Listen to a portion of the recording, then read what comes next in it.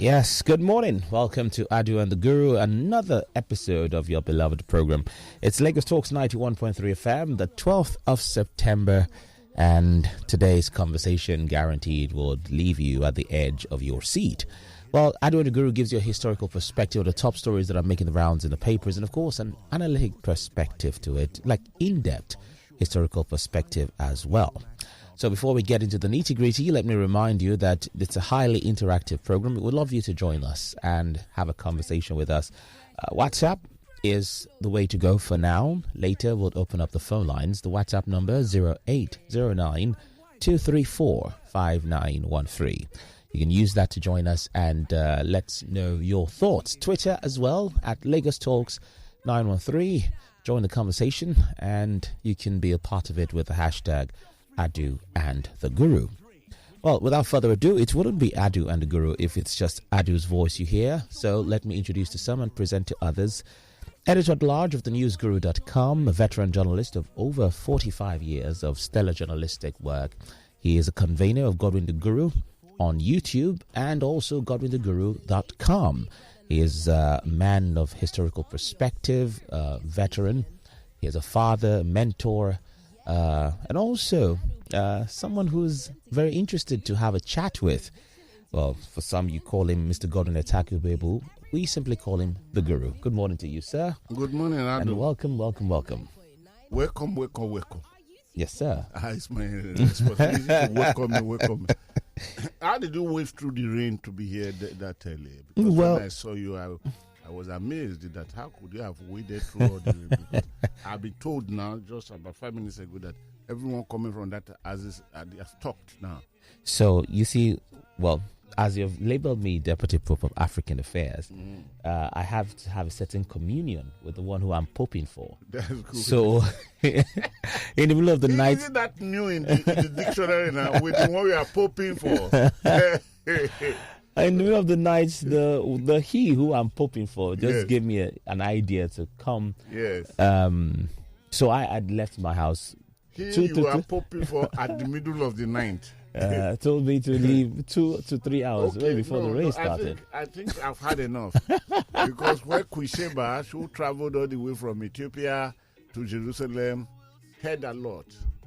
And when she got there, the Bible told us that she told Solomon that I did not hear half of all these things that I saw. And she was so mesmerized and she sat a little. By the time she was coming back to Ethiopia, she was coming with pregnancy and she returned back as part of appropriate, befitting packages. From Pope. So, okay. Good morning, Lagos Talks 91.3 FM. You are welcome to Adu and the Guru, the segment we are waiting for. Okay, time is gone and we are going to spend time. And I want to announce that the segment we are starting today based on two very, very high-profile responsibilities.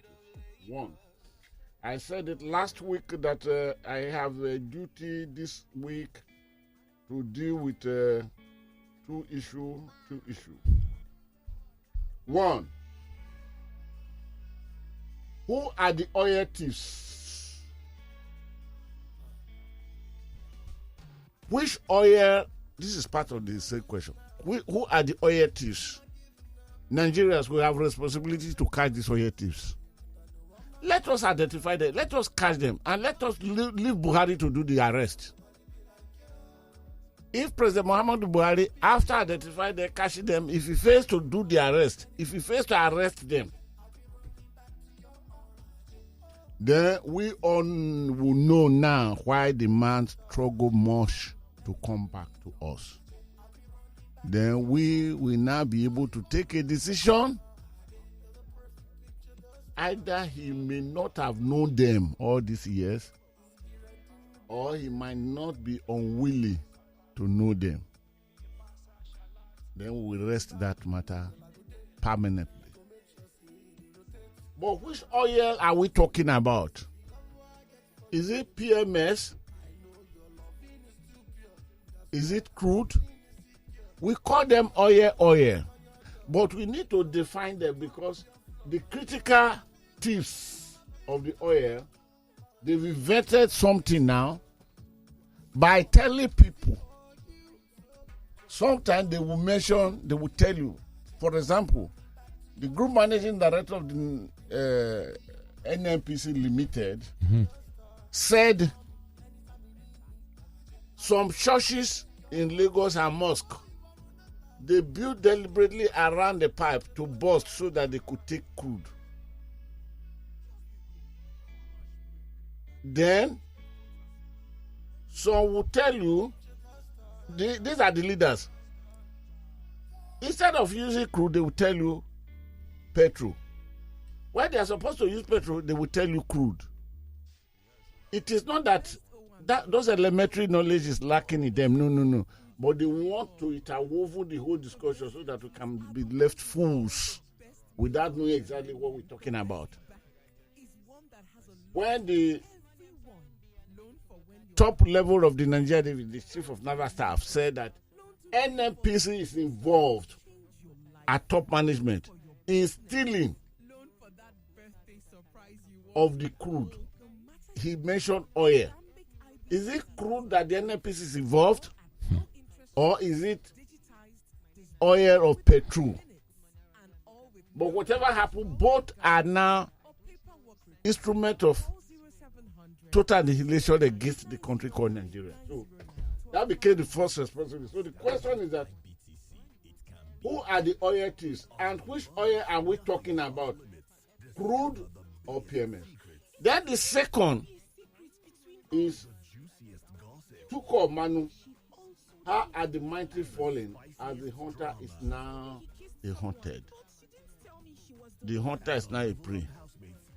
And the hunter is now being hunted.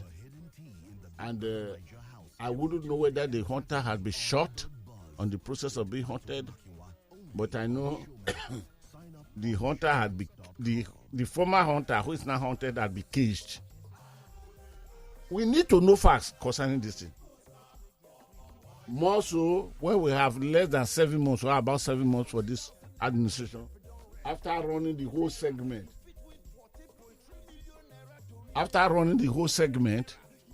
Of I will deliver Nigeria, I will kill this, I will kill this. This is what we are coming. So these are very, very great responsibilities we have this week. So for that reason, I thank God that when the Nigerian People Parliament adjourned, not sine die, they just went on recess.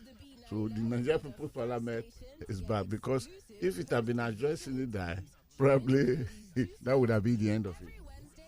To listeners, we are going to move with speed. For the purposes of this, starting from today, we'll be doing justice to these topics. I have with me in the studio my guests, special guests. In fact, I have 3 guests for today. One, we shall be reaching on phone because it's outside this area, this zone. But we'll be in the studio. Let me start by order of protocols as it will be applied in the bar. It's my very, very good friend, my mentor. If I do support, my coach. In most times, let's seek Professor Joseph Abugu, a senior advocate of Nigeria. You are welcome, sir. Guru, good morning. Adu, good morning. Nigerians, good morning. Good to be back again. Again, I say welcome, sir. Thank you, the Guru. I'm not seeing your face. You see that? Sitting by side of Professor Joseph Abugu is Akin Fatunke. Is that properly pronounced? Appropriately. Thank you very much. Appropriately. He's a chartered accountant, a man that all the days of his life he has done business only with money. So if money is not there, And I don't think at the level of his participation, he stopped dealing with the Naira. When did Ibrahim Babangida sap the sappable? When overnight a dollar galloped to how many? As I think as of that time, this chartered accountant stopped dealing with Naira. So if you look at him and his posture and everything here, is a properly dollarized person. So I want to believe that the PDP who started dollarization of primaries saw him and they decided going his way. And when the APC saw it, APC said, so Akin, you brought this upon us, dollarization. You are welcome to the program. Please greet your people. Thank you very much, the guru. When you were introducing Prof, you said SAN. Some of us are not SAN, some of us are SAM. SAM. No advocates of the masses. Of the masses. Of the masses. Okay. Good morning, Nigerians. It's a pleasure to be here. Thank you. You are welcome. And I'm trying to get the third person to participate in this discussion. He's Obaro Gadi. I always introduce him as the last man standing on petroleum matters in this country. Last man standing. I have two of them I have such respect for. One of them is Otuba Kule-Folarin. I see him as the last man standing on the continent of Africa in maritime matters.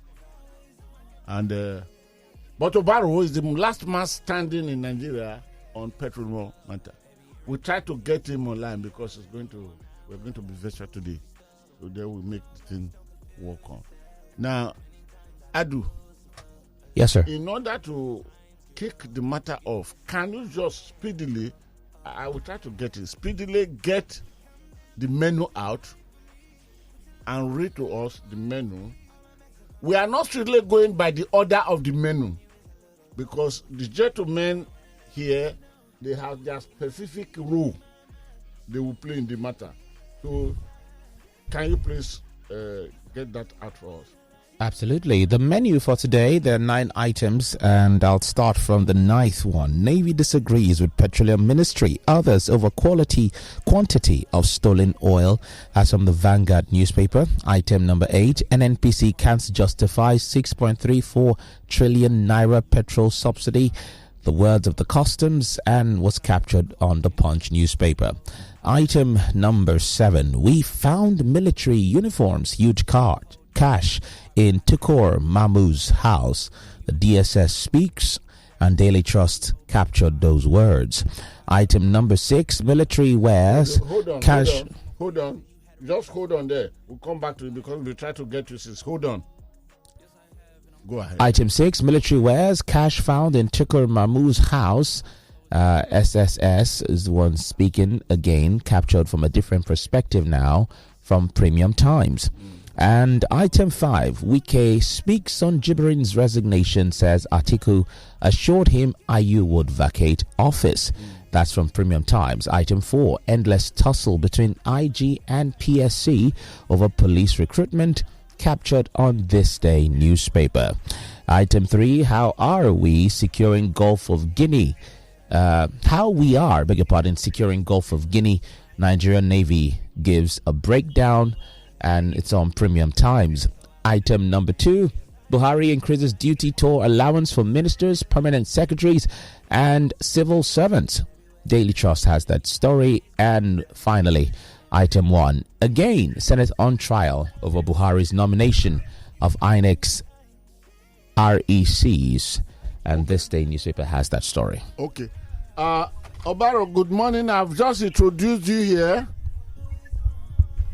who you are and what you are for us, and your inability to make it to the studio today. If you listen, did you listen to the introduction? Yes, I was on radio listening to you. introducing the other guest in the studio. Yes, I listen, sir. Okay. So you are welcome. Can you say hello to your people? Just tell them good morning. Yes, thank you very much once again, Guru, for this opportunity. Lagosians, good morning. And listeners all over the world, good morning. Adu and the Guru, good morning. And the guests in the studio, most in particular, Prof. I have been anticipating the day I will share the studio with you, but unfortunately, I am not available today. So sorry, but I'm happy to meet with you via this medium. And the chartered accountant in the studio, Akin, Fatunke, good morning. Good morning. All right. Obaro, so hold it there. Hold it there. We shall be coming back to you in about 5 minutes, but we will be calling you with the studio number, please. Hold it there in about 5 minutes when you receive your call. That is from the studio, please. No problem, sir. Okay, thank you. Now, item number 8 and 9, I marked them, I flagged them up red. Because you see, NNPC can't justify the subsidy. How much subsidy are we talking here? 6.34 trillion subsidy. And this is coming from Colonel Hamid Ali, the Comptroller General of the Nigerian Customs Services. It's a very big topic. I think I will not have much to say today. Prof, it is very, very natural that I should start with you. Again, Senator trial over Buhari's nomination of INEC resident electoral commissioners. Sir, can you bring some senses to it? Or you want us to start from INEC? Yes. This is very, very brief. Well, well, on the issue of the Rex, first we must recognize that the president has the constitutional responsibility of constituting the body of commissioners for the Independent National Electoral Commission. And the Constitution, in giving this responsibility to the president, enjoins the president to appoint such individuals that will be apolitical and with a sense of responsibility to discharge their responsibilities as commissioners with the ultimate objective of ensuring that elections in Nigeria are free and fair. Now, you see, but the tricky thing is recurrently we will have situations where persons who are card-carrying members of the ruling party are being presented to the Senate for confirmation as resident electoral commissioners. And this has always raised hue and cry because these are persons who, by the constitutional injunction, should not be partisan, should not be card-carrying members of a political party. Now, but you see, but the buck stops on the table of the Senate. That's good. Okay, because in the Senate you have the members of the ruling party and you have senators representing the opposition political parties. Yes. Now, and so if a candidate is presented and his credentials do not meet the bill of being not partisan, it is then expected that such information will be brought to the fore of the Senate. Okay. And then we then expect that the Senate, as a chamber of elder statesmen, will be able to do the needful to say, all right, this candidate, because of the facts that have been revealed to us, we will not approve this particular candidate. Okay. So the buck stops on the table of the Senate. Do you expect, just half a second, sir, do you expect the current Senate to do justice to this matter? I pray so. Okay. Because you remember in the last episode of this kind, when the essay to the president, to the president was presented, the Senate rose to the challenge. Okay. So let's hope they will again this time. Thank you very much. Listener, I am not supposed to just kick off without paying respects to Queen Elizabeth II, who passed on at a very, very ripe age of 96. Though she was, the mother cheated her by about 4 or 5 or how many years, and the husband cheated her by 3 or how many years. But as a member of the Commonwealth nations, which members of Commonwealth were just about 15, under her tenure, members of Commonwealth had grown from 15 to almost almost 100 something members, and she was there for 70 years as queen. The father died when she was 25, and she died at 70 years she presided. So may her perfect and beautiful soul keep resting in perfect peace under the bosom of the Lord forever and ever. Having said that, the son, whom at the time was seen as deviating, about 4 years or 3 years ago, the mother did all the arrangement. A mother would always be a mother. Forgive the son and did the necessary things. That Camilla is now queen of Condor. Prince Charles is now King Charles III. Historical perspective to take care of something there. That is one. Meaning there was a King Charles, the second King Charles, and this third. The first King Charles was the king that his head was cut off by a military coup, which was led by General Oliver Cromwell about 400 years ago. Then his son succeeded him with the title Charles II in 1625.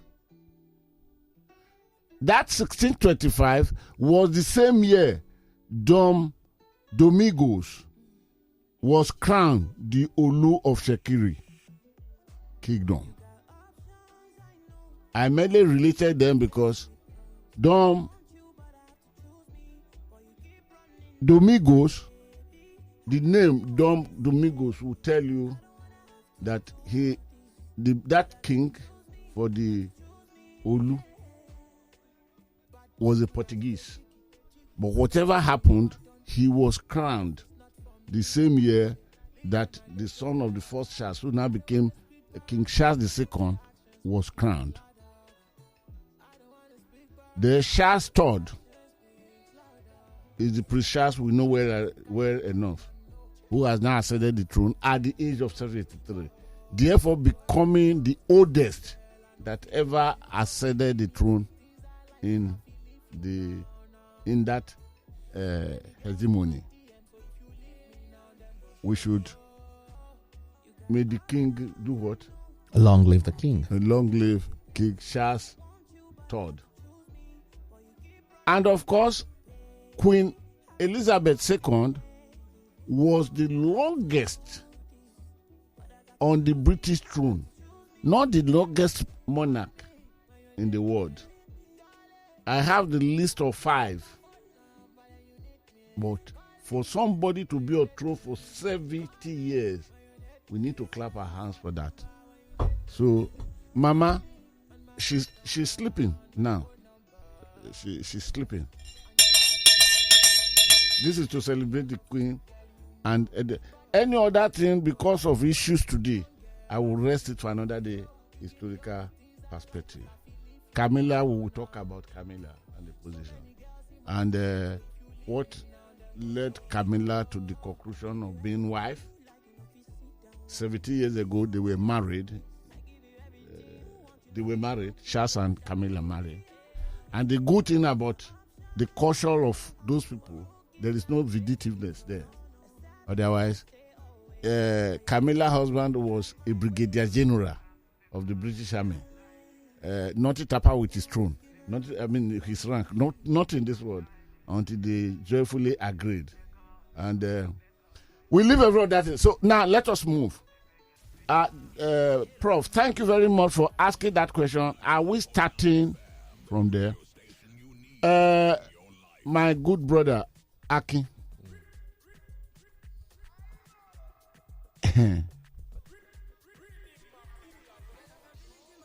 Military had come out, not military, the DSS that really arrested Tukur Mamu was arrested from internationally. He was arrested. He left Nigeria, where he boarded the first plane that took him to Egypt. He was on his way to Mecca. But sir, you will do me a great favor, because compress your answers in this matter. Compress it. Nigerians need to know so that we can make. In Egypt, he was arrested, then brought to Nigeria. So Itapo were involved. Now,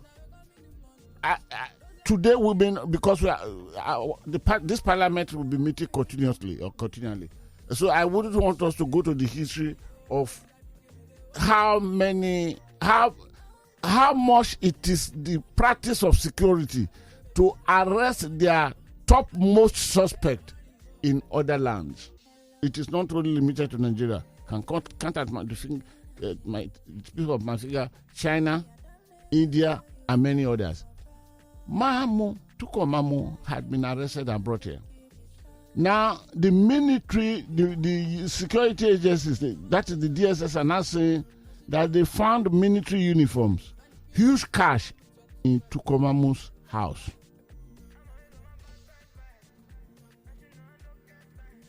Then Tukur Mamu happened to be the publisher of Desert Herald.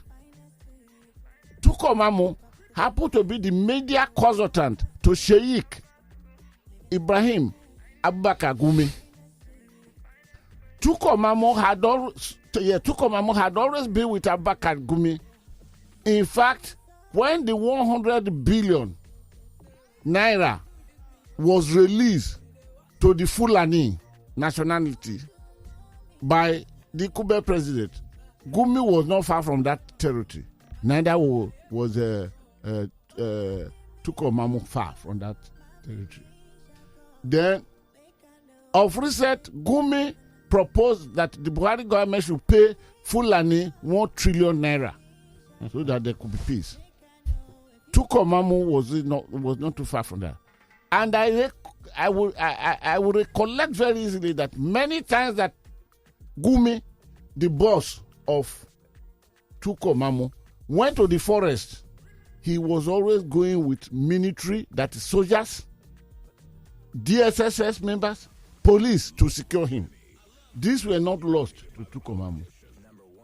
And we want equally know that Tukur Mamu had been the visible person in negotiation of the train, Abuja Kaduna train that was kidnapped. And some of those kidnappees, those kidnapped, are still in custody. Should I use that word? Or captivity? Is it captivity? Okay, not. I shouldn't use custody. Custody is different. Okay, of the people.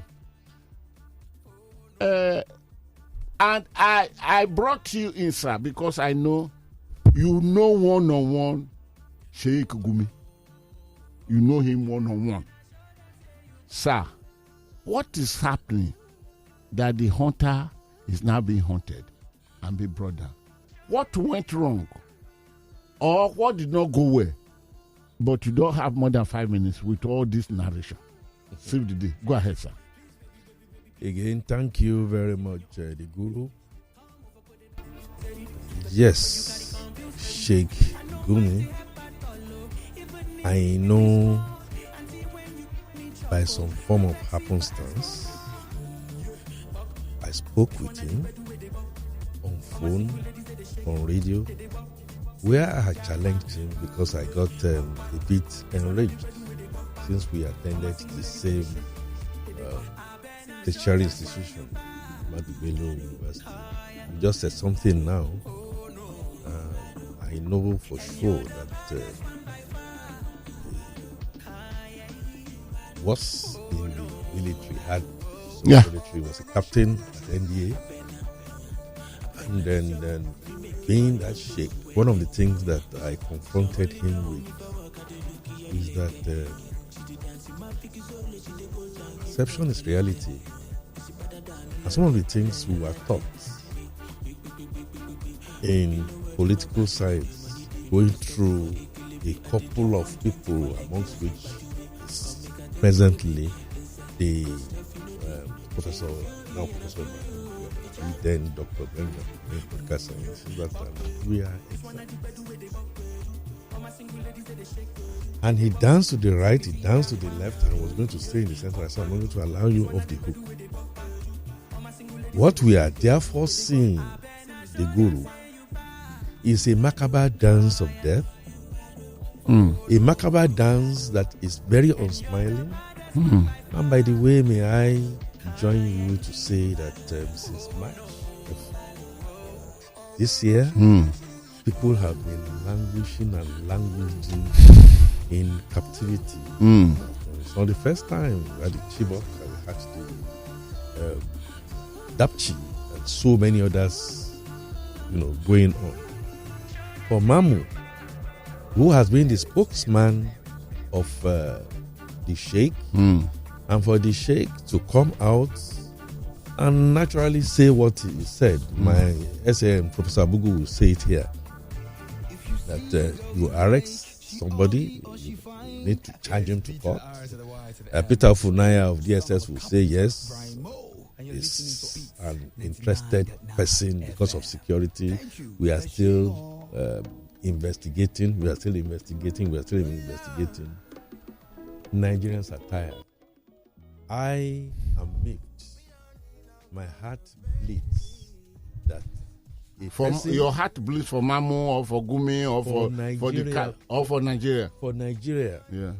With the kind of brain, with the kind of exposure that the average Nigerian is known for, both home and abroad, and that we are being dribbled left, right, and center by non-state actors, somebody that will now be described as self-appointed.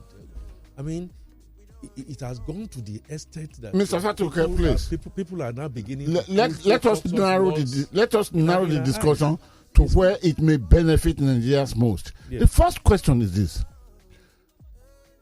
Mamu was known as a gladiator. Mostly, he has always been there speaking for Gumi because he's the media consultant to Gumi. Yes, he's a journalist. That's good. He is the publisher of Desert Herald. Yes. Now, is Mamu self-appointed negotiator or was appointed by who? Ab initio, please. And that is the question. Common sense tells me that there is absolutely no way he will self-appoint himself. Okay. Without a hand of Esau and a voice of Jacob acting somewhere. And that goes straight in my honest and candid opinion. Okay, then do you see this thing as contract going of the Federal Republic of Nigeria? Do you see this thing as contract going sour between those who appointed him initial to break negotiation, and if it is contract going sour, can you guess why the turn of events? Simple. Alibaba and the 40 thieves. Yes. Oh yeah. Break it down in less than a minute, sir. Alibaba is the chief thief. Okay. And some of the people who work under him, yes, the Alibaba or under her, becomes so adept that they know how to manipulate and interrogate you. Don't forget, Mamu is also a cleric. Mamu, from all what we see, even from the pronouncement of DSS, he's a negotiator, he's a collaborator, and he's also now being accused of malfeasance. Okay, you said collaborator, you gave many names. Okay, hold it like that. Prof. Can I have a word on this, please? I'm coming to you now, please. No, on this matter. No, I'm on this subject matter. Yes. That is why I'm coming to you on the Mamu, Gumi, Mamu issue. Thank you. Prof. Thank you, Prof. Please. Thank you, Guru. Give us some sense and wisdom, because it's not making sense at all now. But limit it to 2 minutes. Please. Okay. You see, like Akin has said, this is a macabre dance. And on both sides, it is very, very shameful. Somebody or some person seems to be taking the whole of Nigerians for a ride. Okay. Now, Nigeria would appear to be the only country where you have a terrorist issue, where you have multiple issues, serial abduction of citizens. A Sheikh Gumi takes it upon himself, visits the bandits. Or the terrorists. Yes. At a location. And after that visit, well publicized, and like you said, he was escorted by military, personnel, yes. To give him some sense of security. Not private security, but military, soldiers, police, and DSS. And he comes out from that visit, he is not called in by the security service for debriefing.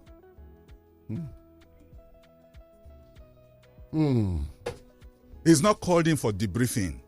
He's not called in for the possibility of even identifying the location of the terrorist. That's one. Then Tukur, whether self-appointed or not, steps out to be the chief negotiator with respect to the abductees of the Kaduna-Abuja train ride. And then he goes into multiple encounters, serial encounters with the abductors. Yet, the security service did not place a trail on him to identify the location, to identify where he pays ransom to on behalf of the abductees and their relations. And he does this serially.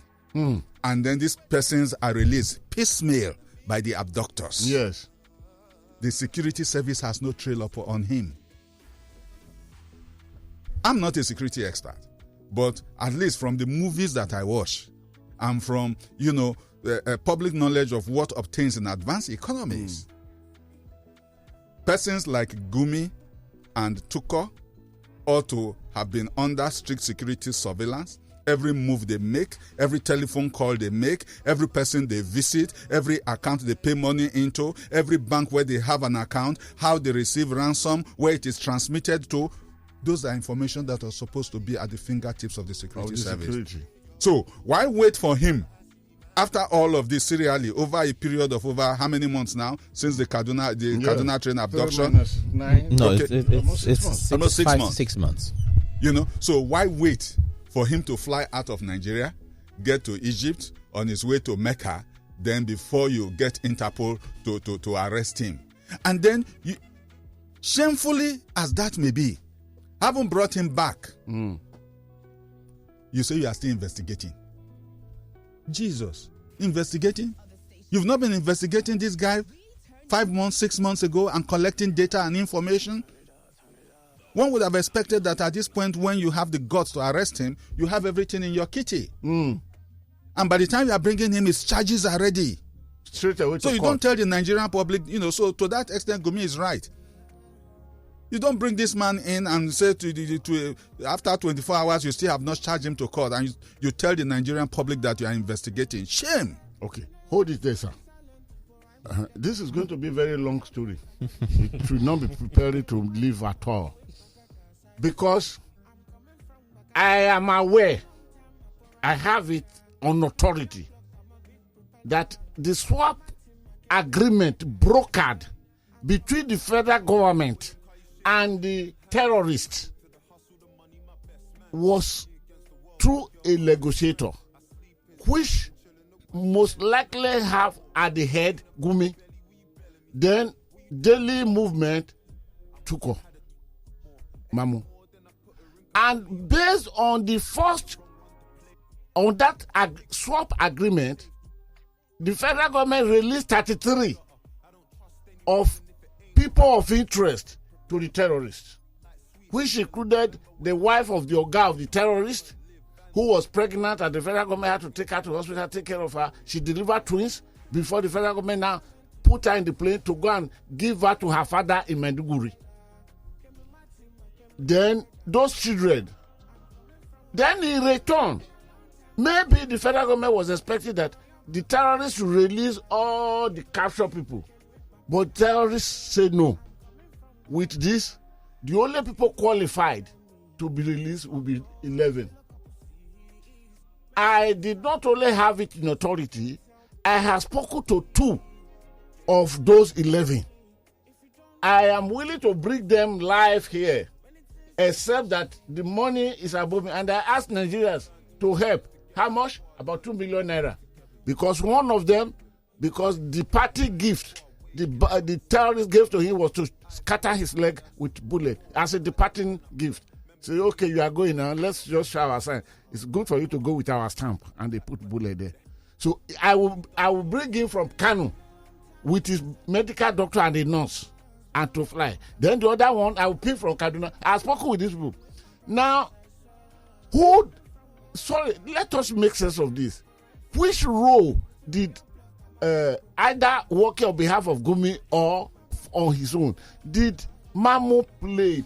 And who appointed Mamu? Did Gumi force Mamu on the federal government, or federal government enjoy his services to a point before falling out with him? If that is the case, what made the fallout possible? So, Akin, can you just 1 minute make a comment on this? Yes. It's a code. It's coded. Can you decode it within a minute or 2? I'm sorry, the Guru. There's no code anywhere. There is no code anywhere for to decide. Okay, who appointed who? Who appointed? As far as I can see, yes. Applying my knowledge of emotional intelligence is as simple as those in high places, very, very, very high places, including military, including our politicians, including our legislators, are in cahoots in ensuring that Mamu, or even before him, Gumi, was appointed, was protected. We saw governors also went into the bush to try and negotiate. Initially, they were saying it's carrot and stick. What has simply gone wrong is the fact that agreement by way of returns.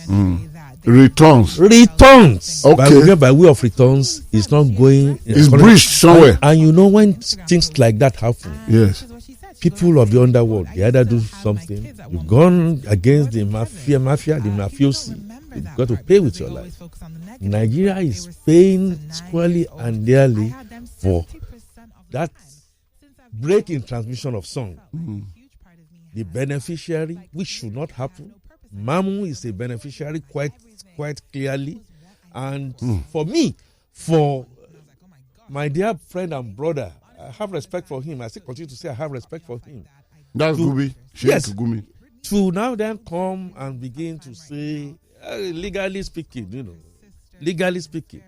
But he knows more than 1 or 2 or 3 on this call. So who is responsible? I come back and say, the President of the Federal Republic of Nigeria, whether he has delegated that or not delegated that, the box stops squarely, firmly on his desk. Okay, thank you for that. Prof. Yes. Oh, wow, time is really gone. And I still need to call we are reconvening again anyway. But Prof. Yes. What are your suspicions? I want to pick from your legal mind now. You are a professor of law. You are a teacher of law. Is there any breach of contract Because I know part of what you teach too has to do with contract in your commercial law, which are well adequately prepared for as a teacher. Did you suspect any breach of contract that brought us to where we are now? That's number one. Number two, where we are today, of what benefit is it to Nigerians? In just 1 minute, sir. Well, from the legal perspective, when you talk of contract, we are not privy to any express contract. Okay. So the only thing we can do is rely on what we lawyers call circumstantial evidence. Oh. Now, take us to that word for a minute. Yes, circumstantial evidence. From the circumstances, what we are seeing, what is playing out, what does it indicate to us? What could possibly be the conclusions we can draw from the scenario before us? Okay? What are the facts before us? Terrorists assailed a moving train, abducted Nigerians, After killing some. and killed some, including very notable personalities. Now, those persons remain in captivity going 6 months now. They've been releasing them piecemeal. Yes. And some paid as much as 200 million naira. exactly. So that's number 2 fact. Number 3 fact is that the release piecemeal, or the various tranches of release, were sequel to negotiations for the payment of ransom. Not so. Yes. That is fact in the public domain. Now, a principal actor in negotiating the payment of ransom and securing the release of these individuals are, well, Gumi had not really come out to say that is part of it. But Mamu had been the anchor person. Yes, taking pictures with the release, taking pictures. Exactly. And by association, we also know the relationship between Mamu and Sheikh Gumi. Yes. Which we have also, stated in course of this program. Yes. Okay. Now, these are the circumstantial facts that are before us. Now, going forward, which is the immediate cause of this discussion, is the fact that the gentleman who is the chief negotiator, who has a meeting with the terrorists, the abductors, is now being hounded by state agents. So, why has it taken so long for the state agents to go after him? Yes. Okay? So, there we can now conjecture that the relationship which engendered until now tolerance between the security forces and Mamu are broken down.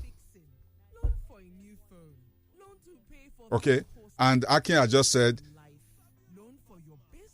he conjectures that it is a question of returns. Not being distributed appropriately. Equitably. So that is the case. Hold it, thank you very much. Can we get to Barrow? Because I must postpone Barrow involvement on this. By next week, he should be in town. Is it possible? Okay. Let me work on that. Get him and let me just apologize to him. Because we have a lot of things to discuss. But now we've come to the end of it for today. 1 hour is gone. Because we need to talk about NNPC top management being part of the thieves that is stealing our oil. And this allegation, as serious as it is, it's coming from the chief of naval staff. And at a time that the integrity of chief of the Nigerian Navy went below bottom line. Hello? No, he's not yet on. Okay. When the level of integrity went below, when a vessel came into Nigeria, went to one of the loading bays, loaded 3 million barrels of crude, sailed out of Nigeria, but was arrested in Equatorial Guinea, not by Nigerian Navy. Was arrested like Mamu, arrested outside Nigeria. Yes, not by Nigerian Navy. Though Nigerian Navy prided itself as be part of the Gulf of Guinea. Right. Yeah. And this man was making this accusation. And he now went mathematical to tell us the number of badges that could move society to the high sea. He spoke more of a petroleum engineer than the chief. And while I look at his background, Admiral Gambo, it has nothing to do with being a petroleum engineer at all. So this is where Obaro will come in. Then us will be suspended until this parliament, this Nigerian People Parliament, convene again. You can't get Obaro anymore. That's the problem with all this thing. Now, on the issue of Wike, I have him on the line. Okay. Obaro. Okay, yeah. Thank you. This is a very, very hot topic. I was just analyzing the description of the chief of naval staff. He was talking more or less as a technical, and a petroleum engineering resource person. But today, Obaro, I'm afraid you have your wristwatch with you there, please. Look at the time. I'm afraid. So it will, please. Your motion will be tabled before the House, but it shall go for first reading. So you have one of these. Your enumeration of all this, it shall go for first reading next week. I pray God that you should be around so that we will start off with you next week. And next week, I have no historical perspective at all. We are hitting the bottle running by dot of 9:30. Would you forgive me as I made this adjournment, please? No problem, bro. Oh, I'm very, very grateful. I'm very, very, thank you very much. Then, concerning the issue of Wike, the politicians in Nigeria are just special species. Let me summarize this in 1 minute. Wike said the board of trustees, chairman, is to resign is not the issue. I agree with him. The issue is the national chairman. I agree with him totally. Atiku had, as usual, gone his way, doing what he knows how to do best. Maybe dollar had fallen somewhere here and there. Atiku had gotten every member of the National Working Committee to say aye to are you to stay forever? Aye. Are you to go away with it? No. Aye, ahoy. All right. Now, what are the issues? We can demand, is it right? Very, very right. Because I have always said it that IU should suffer the consequences of not being rigid and steadfast. He made statement that betray all this thing. But in the other way around, if Wike, who had been nursing presidential ambition, if he did not remove Sekondu, whom he brought, so that the coast can be clearer for him, because as long as Sekondu from the south remained the chairman of the party, Wike wouldn't have been able to ascend to become presidential candidate. That is the issue being discussed now. But why, therefore, did Sekondu, the man he brought him and made him the chairman? Why did he sin overpass purgatory, went straight away to hell? It was because he must clear him so that he can gain access to become a presidential candidate. Otherwise, this is it. Now, the same man proposes. I don't know. God disposes. So, I think there I will hold it. Gentlemen, we are not leaving the studio now, but let's all give our people some time, because it is the joy of participation that made them to stand there, remaining there to call us. Let them call us. We will adjourn, but we will, by next week we should be able to diffuse all this thing, and we will know where and we will be able to, because I really want to bring the first two of the first 11. Those first 11 were released without any payment of ransom. And I have two people there that I have spoken with. Let me put it on record. I had even traveled, gone down to see them and talk with them before I return back to Lagos. They were two of the first 11 released. But for me to bring them in, I would need the naira still falling continuously. But for now, 2 million naira may be able to do the job. But with that, and the absence of 2 million naira, what I would do is that I will put them on phone. So I will call it. But I would have loved them to speak on video and recognition. And by then, we now know a lot of secrets. The returns and what went wrong. Maybe the sharing formula was not appropriate. We know about that one. So thank you very much. Please remain in your seat. My guest, gentlemen. Thank you very much. Adu, can you go quickly? Yes, so absolutely. Pick as many as we can. Absolutely. Let's start with our friends who are writing in. Chika from Lekki says, good morning to everyone in the studio. When incompetence, corruption, and lack of thought are in tandem, all manners of decay tumble on each other, reminding us of the mistakes we made. And when they say Lagos is working and it rains, we understand what they mean. Lies and cover-ups is what they're saying. That's Chika from Lekki. I think he's talking about the waiting. Let's come more to the issues. Ade says, will Rubber Stamp National Assembly do justice to the Rex? They will never do anything that won't favor them because of selfish interest. I think the only thing that can make them change the attitude is the fear of beavers. Guru, I thought if they will do the needful. Okay, I doubt, I guess is what he meant to say. If they'll do the needful. Okay. Yes, O'Shea says, Guru, sorry, Commonwealth of Nations have 56 member countries, not 100. Thank you very much, 56. From 15, where Queen inherited, to 56. That's a very good thing. Thank you very much for the correction. Edrin Laigwe says, in an era of a government that promised us transparency and zero tolerance to corruption, this is happening and the Buhari is not doing anything to reduce it, then there's a conspiracy, and at this stage with this government, there's no hope until he leaves. No, the man has spent 7 years plus, remaining 7 months. Okay, Adesina, his CSA told us that he will finish everything that he has not done within the 7 months. Okay, be expecting him. 0809-191-3913, specially dedicated for women. 015150 is a landline. Good morning. Good morning.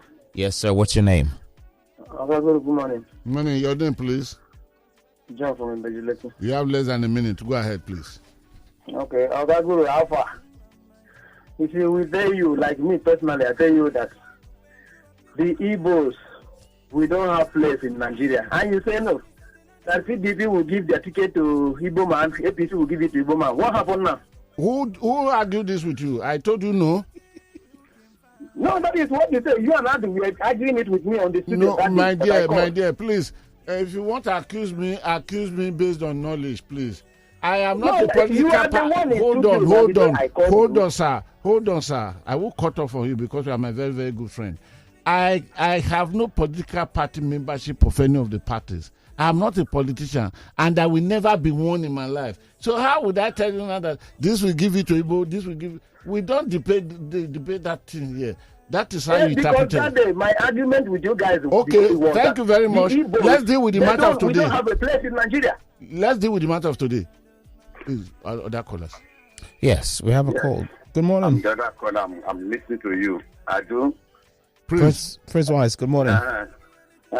Guru, good morning to you. Go ahead, sir, because you have less than a minute. I want to go ahead. I want to lay very, very complaint to you. Okay. I went to Lagos today. I was in the rain. Yes. There's a lot of flood everywhere. And what causes is dumping of refuse in the gutter. That's the problem.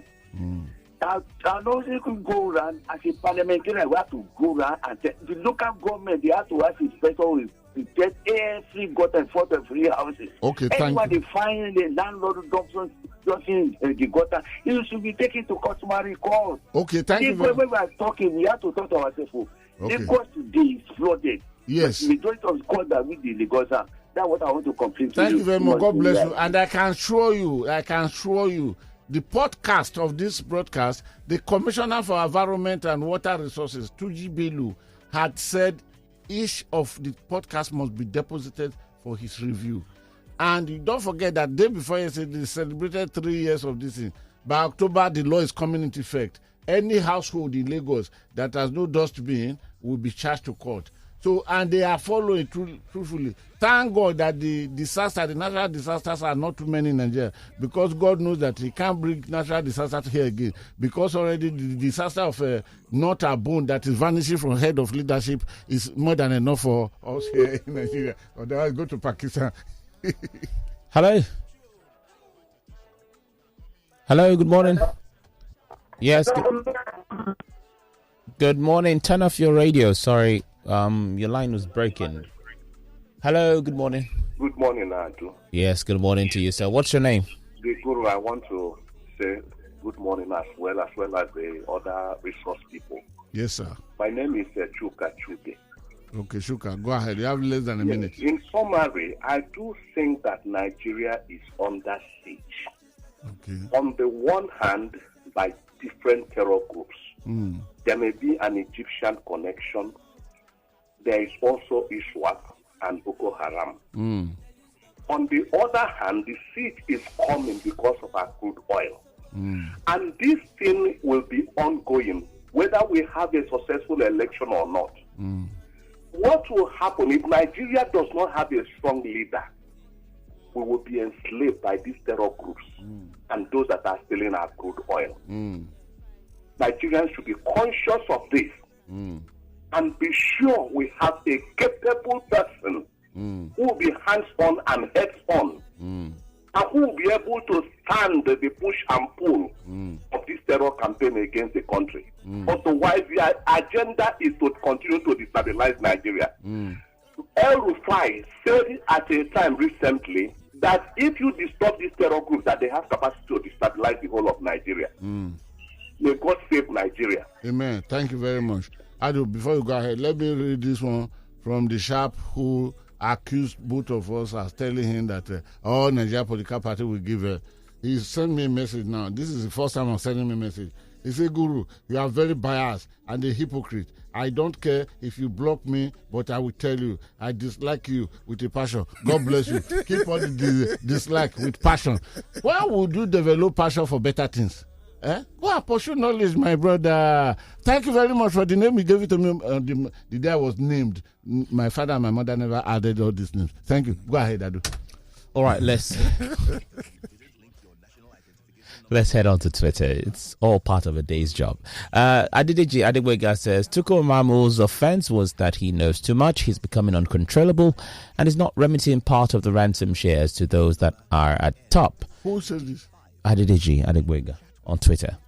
He is regarded as a threat, so they decided to checkmate him and arm twist his wings. Meanwhile, this back and forth trading and exchange of words between the custom boss and NNPC boss and now naval boss on oil theft is becoming embarrassing. Is this a joke or what? This drama will come and go and the oil theft will still continue. Meanwhile, Chige says it's just evident that the corruption we're shouting against is being perpetrated from the top, even the highest offices of the nation. The president is too powerful in this country, therefore the courts and Supreme Court can never mete out justice till there's a change in that status quo.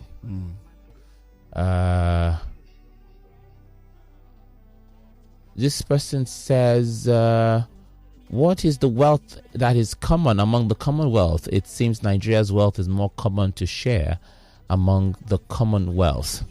That's from Comforter Dave on Twitter. Okay, John Adesanya from WhatsApp in Okota Isolo says, good morning, Adu and Guru. Alleged fraudulent practice in the NNPC is no longer news. Remember Diaziani Mess's case as minister. Nigeria is rich, but looters have brought most Nigerians to abject poverty. Tukur Mamu and co are doing the bidding of some of those in power. May God deliver Nigeria, he says. Shaya from where now? Fagba says, morning all, Prof. Chidi Odikalu had an interview on channels some days ago. He said this government is a calamity disaster. Looking at what is happening from 2015 till now, governance has been put on autopilot, no security, etc., etc. The land, the people have been sales, something properties and things to travel out in thousands, some to survive. This is not certainty of how we're going to survive till 2023. Truly, it's a calamity. It's low-grade thinking government. Okay, one more from WhatsApp. This is from Chinedu. Says, good morning, Adu and Sir Godwin. He calls you that. I do not rate the Commonwealth. Personally, I see it as another form of extension of British colonial imperialism and, of course, post-colonial slavery. As regards the death of the Queen, being a person of Igbo ethnic extraction, I could choose to go the way of Uju Anya remarks, but I won't. However, I am completely unmoved and indifferent about it. Which one Uju? Is the one that talk of excruciating? Yes. Pain. Yes, as a person. Hello, good morning.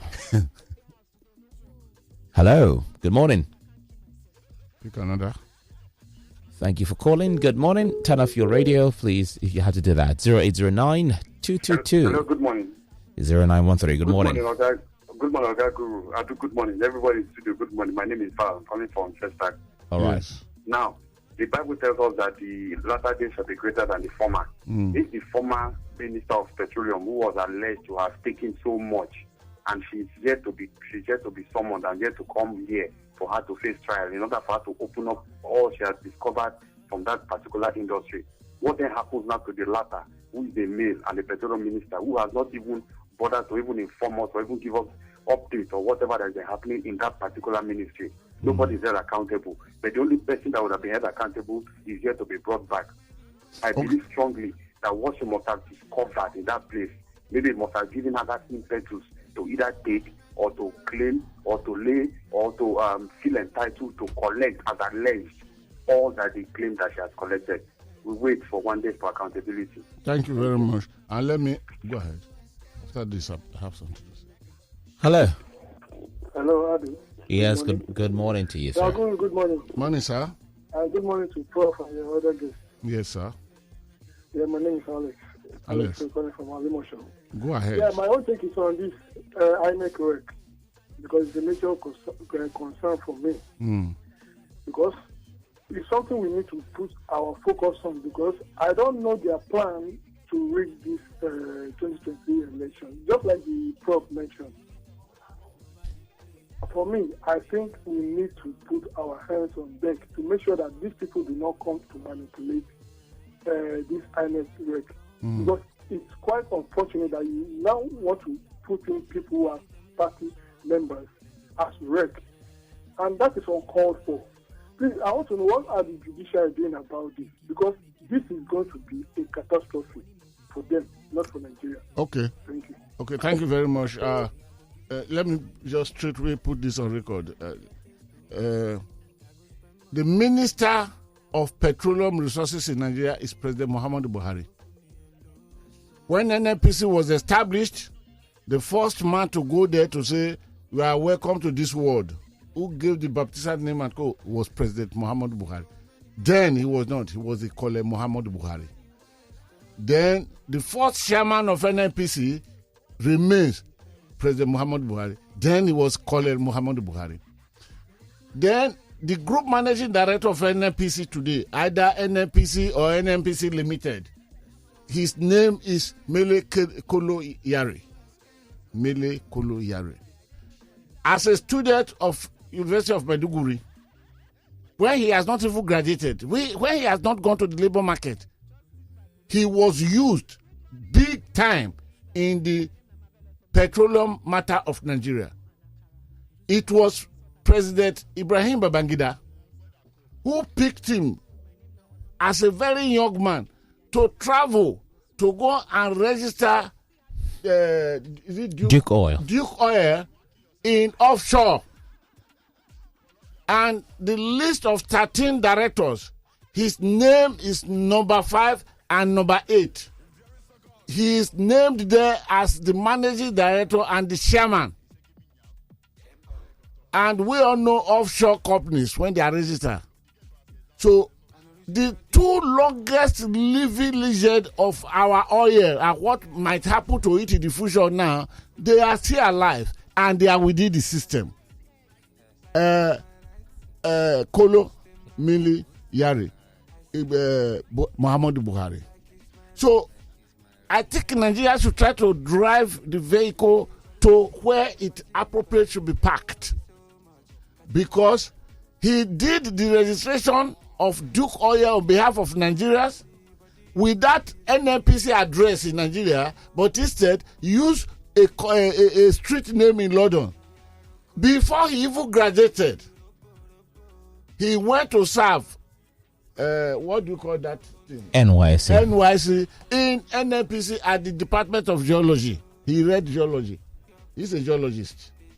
And therefore, those with eyes now knew that there is a young entrant in the system who we one day must become the managing director of NNPC. This was 1989. This was the architect work of Ibrahim Babangida. So if you want anything, how it will be, and how it shall be, and how it shall never be, thank God we have two witnesses to ask. President Muhammadu Buhari, you were there. It's a genesis. You were there in the beginning. Miracle, you were there in the beginning. Now they are making allegation. Miracle, let me put it on record. Told the Nigerians once. No, Miracle Yari. Told Nigerians once that the NNPC hasn't gotten the exact of liters of petrol that Nigeria use. Then he stood on 40 million. Then 40 million became 50 million. 50 million became 60 million. And the documents they drop now at the National Assembly says Nigeria consumption per day is 60 million liters, which everyone knows was over fortified. But the record, the books they put with the National Assembly as we are talking now, which the group managing director went to drop with them, now says Nigeria consumption is 60 million liters per day. But we release 96 million liters to be distributed. Okay, you know that in your house, you need 1 liter, no, not 1 liter. How would I show Gary? Because I eat Gary in my house. 1 gram. Okay, 1 bag of 1. Is it I can't finish a bag of Gary Guru. No, maybe for 2 months. Now the question is, deliberately, the group managing director has told Nigeria that we know your consumption is 60 million. Yet we release 98 million every day, meaning excess of 38 million liters every day. Who therefore will not know who the thief is and who is prepared? Why is this being pushed out?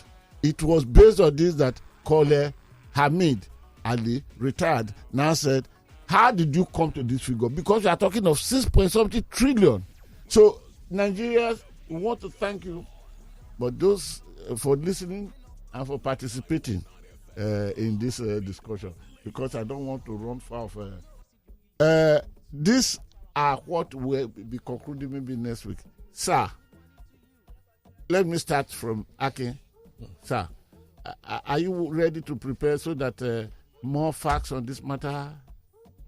Well, from Tukur, I must also say that the revelations you made, let me make it worse. Okay. This part is in public domain. Okay. Talk about somebody in Genesis, somebody in Revelation, and all that. The Duke oil that you mentioned, been done offshore, was at the center of the contaminated fuel that came into this country in February. I just want, no, I mean, that's just a sweetener to tell you how decrepit the situation of Nigeria. So that's 1. 2. No, why don't you hold this till next week? I am also reminded. Because of time. And I need to be very careful. Yes. Nigerians need to be very careful. Conspiracies. It's Mamu everybody is shouting about today. I hope he lives till tomorrow to spill all the beans that Mr. Peter Afunaya has said. The revelations are humongous. And lastly, despite all this, Ibrahim Babangida said something that he could not understand why Nigeria will still continue to be on its feet after being so pillaged. From that, I know one thing for sure. Nigeria is going to rise again. Thank you. God bless you. Prof, please, I know how busy, because, when I called you this morning, I said, then you said, I have an appointment with you, so nothing will take care. So I want to appreciate you, because this you have been doing for me very, very regularly. Nigerians appreciate you out there. So, but would you be prepared so that at least we can ice the cake next week, Monday? Very well, Guru. I told Akin before we came into the studio, that the issue of petroleum theft and the associated issue of illegal refineries and the effect of all of that on the supply and distribution of petroleum products in this country is something that is very sore to me. I will be part of the discussion next Monday. Thank you very, very much. Thank you. Thank you, Let me ring my best to celebrate both of you, including Obaro that is waiting at home to join us. Thank you very, very much. Now, we go back before my time, before I drop the microphone. Let's put this on record that I am still appealing to Nigerians. We are talking of less than 3 million.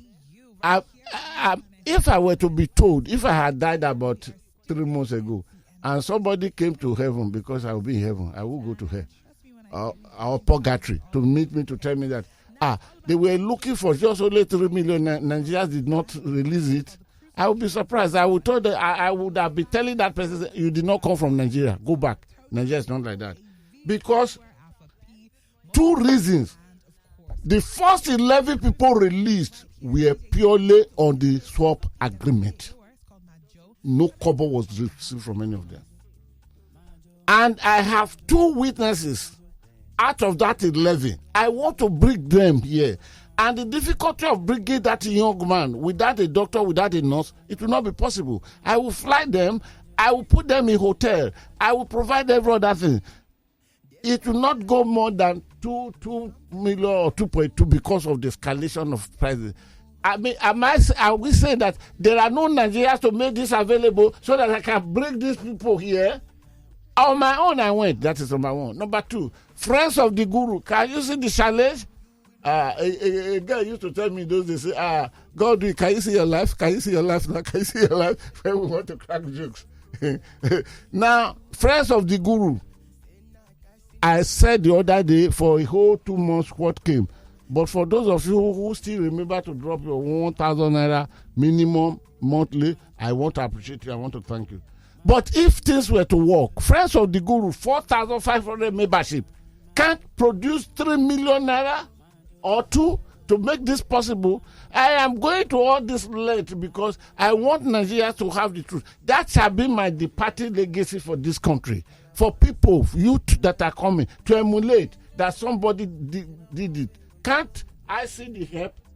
Please, I want all Nigerians to respond to this question. So that's for that. Again, Adu, thank you for a good job. Prince Will is not here now. Thank you. Roro is no more here. Thank you. Mr. Fatunke, thank you very, very, very much. I'm really very grateful. Appreciate you. Professor Abugu, thank you very, very, very much. I really appreciate you. You're welcome always. Good. God bless you. And every other one. Follow me on Twitter at Godwin_Buebu. At Godwin_Buebu. Follow me on Twitter at Godwin_Buebu. And again, Facebook is Godwin Atiku. Then a page created, virtual column on Facebook. Follow me on my website, that is www.godwintheguru.com. And of course, visit my YouTube channel, that is Godwin the Guru YouTube channel. And all the revelations they are there. Until next Monday, where we shall meet again, please keep yourself out of trouble. Bye-bye.